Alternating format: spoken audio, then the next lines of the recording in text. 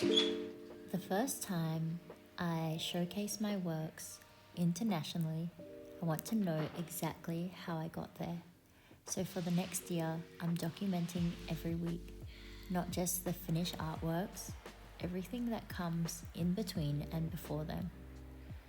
The crazy ideas that my husband is sick and tired of hearing, the commissions that help me pay the bills, all my doubts, the routines, the quiet hours in the studio. My name is Alex. I'm a Singaporean born, Australian based artist. I work and live in Perth, which is one of the most isolated cities in the world. And a few months ago, I leased this studio that I'm sitting in. Not because I really needed more space, but I wanted somewhere that I could show up and work. This week, I've been doing a lot of painting and learning Chinese calligraphy. I guess as I'm reaching my 30s, I can't believe I'm 30, guys. I just feel like I need to learn a bit more about my culture. And so I've decided I really want to master calligraphy and learn different Chinese characters, which I'm learning how to paint the character Ren, and from its meaning, which it means endure, heart and blade, I am drawing faces because I believe we all experience this feeling.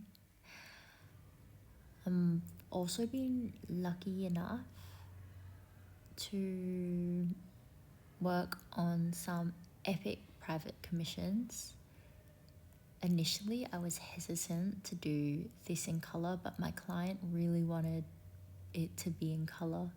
So I told them choose 2 to 3 colors and I'll give it my best shot. And to be honest, it has really been surprising me. I like how the color has been like it really pops. So I've been low-key really enjoying doing this drawing. But most of my works are usually monochromatic, and yeah, this one has been testing me, but this is what art is all about. Evolving and learning from new drawings, which it's great when it comes from a commission. Most days are long and I hate driving, so the commute to my studio is so exhausting.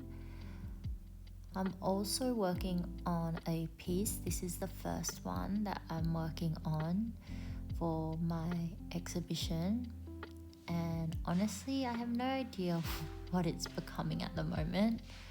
Right now, it kind of feels uncertain. It feels unresolved, but that's how my favorite works always begin. So I think it's getting there. The piece, what I'm writing now, and I wish I filmed like more close up, but I'll try in my other videos. But what I'm writing is bite down, so stemming off the idea of endure, this piece is representational, so it shows a parent and a child. For me, it shows a mother and a daughter, and the parent is hugging and holding on to a dragon fruit, because in Asian culture, love is more shown through action, like cut fruit, and the daughter is love is shown through respect. And so I've used the words bite down repeatedly to create different details in the drawing, and then to make up the whole composition, I've added some black ink which drips down, and I'm working on like hair sweeping in the wind. So this is a close-up, and I'm also trialing using canvas, and this is rice paper and canvas, and I love layering. So I've been drawing and then adding more rice paper, and I just like to see the words that are in the deeper layers come out, but in a more muted way. So this piece has been really fun for me.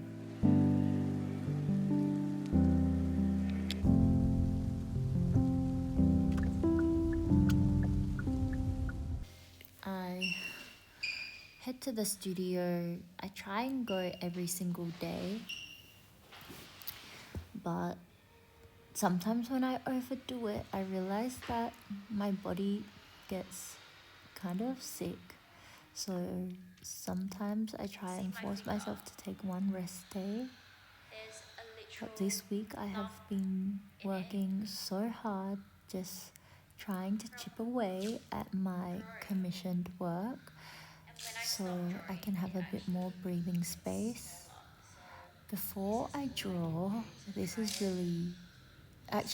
a ritual, a really weird ritual, but before I start drawing, I have to wrap my finger because my finger has this lump. I've been drawing like this for 7 years, and I grip my pen pretty tight, so my finger has developed a really, really bad lump that I don't want it to get worse, so I need to wrap it up.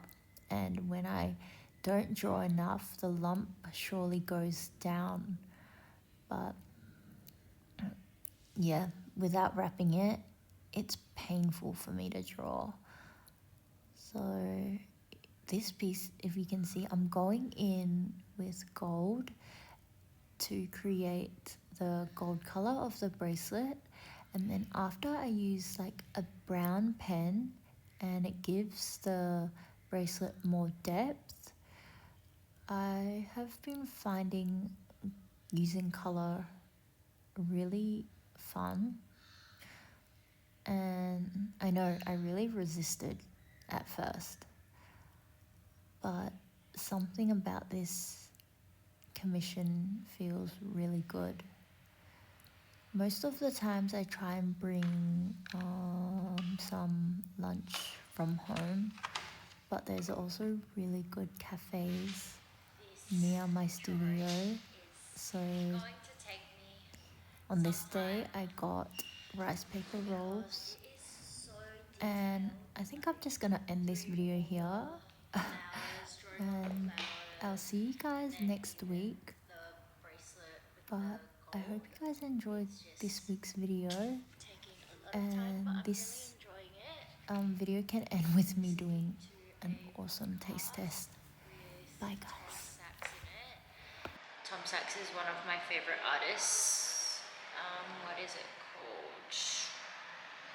It's on Making Sense podcast and with Tim Marlowe, and it is really interesting.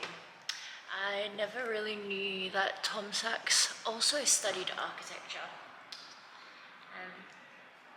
I got a strawberry matcha from Lovey So Matcha.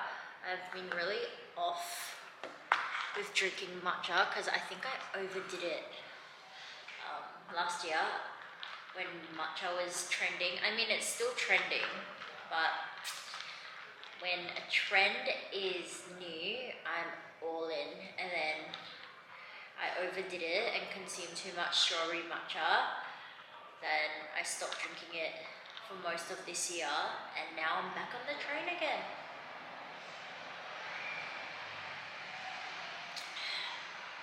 Okay, this one's Love You So Matcha, and first thoughts.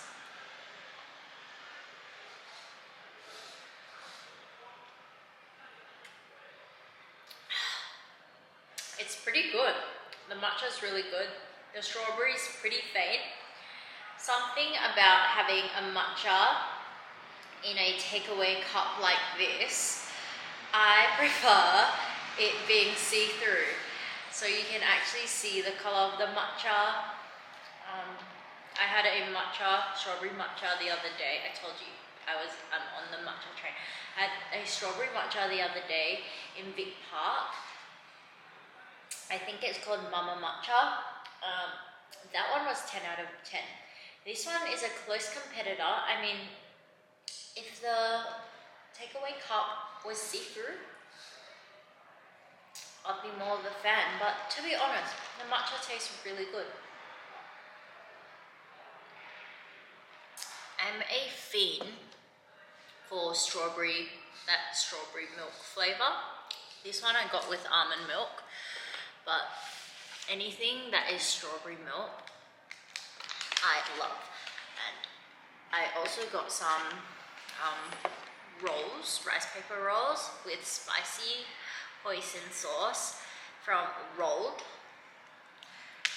It is, what's the time? It's coming to 3 o'clock. So that drawing has taken me quite a while and I haven't eaten all day. Yum.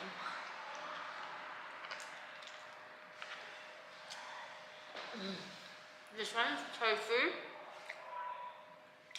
And then I also got a flathead fish one.